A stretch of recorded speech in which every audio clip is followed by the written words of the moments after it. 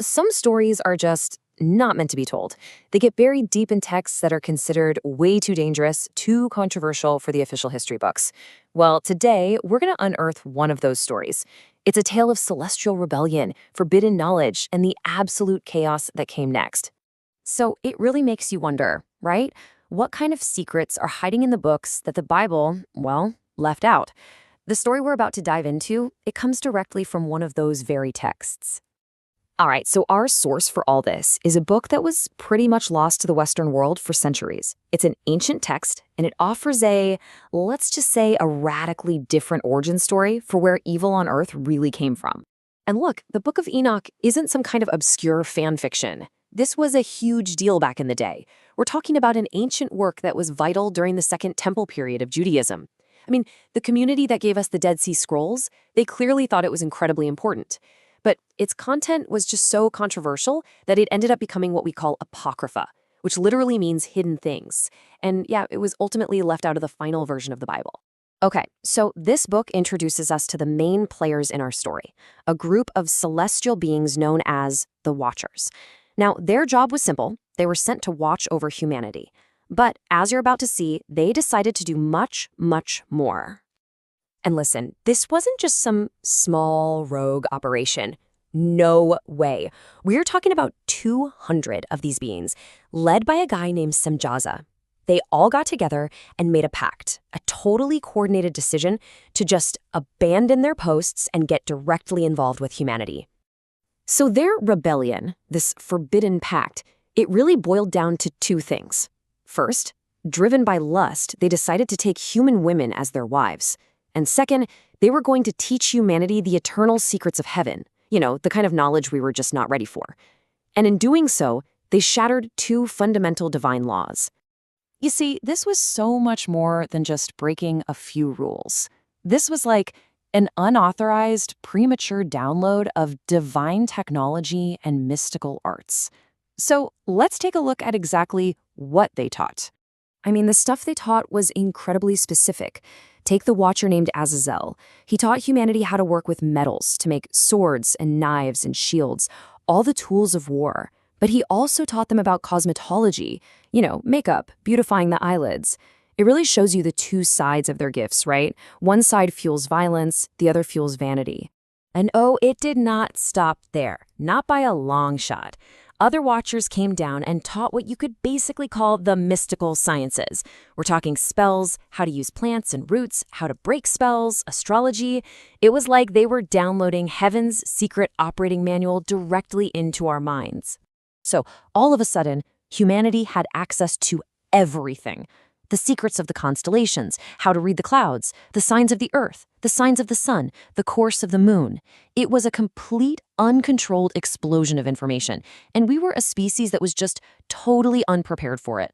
I mean, what happens when you give a child a loaded weapon? Yeah, these gifts, they didn't uplift humanity.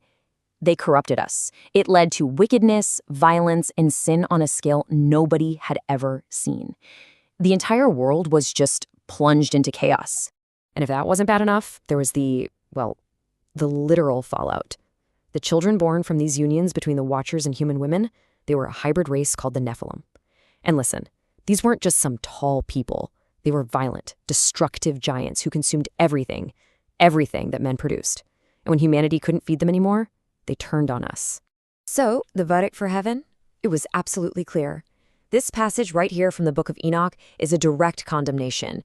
The Watchers are told flat out that their actions have caused incredible destruction, and for them, there will be no peace, no forgiveness. The damage was done.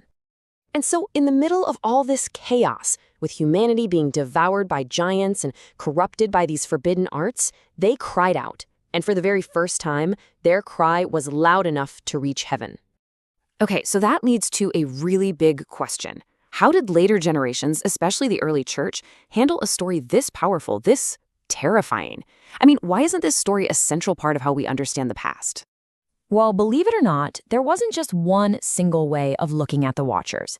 Some ancient Jewish traditions actually saw them as having a noble mission, that they were sent to instruct us, kind of like similar myths you see in Mesopotamia.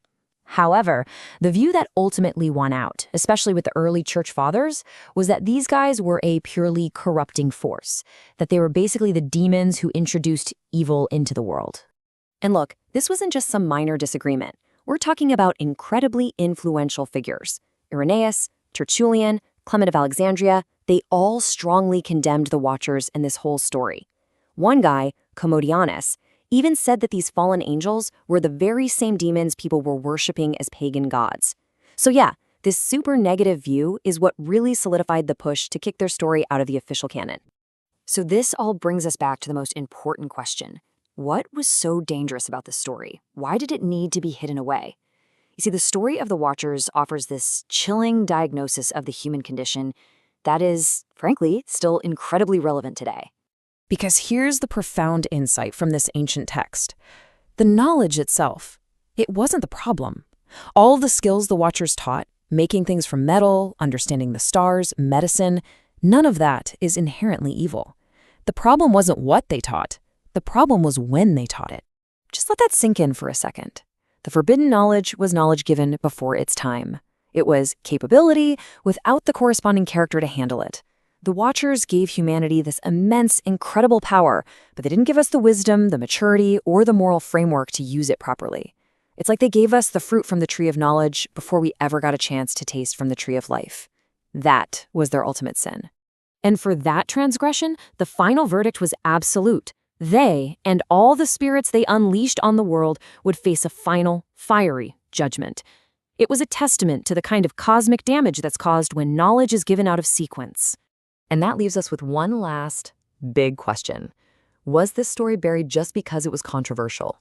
Or did the early church actually fear its central message?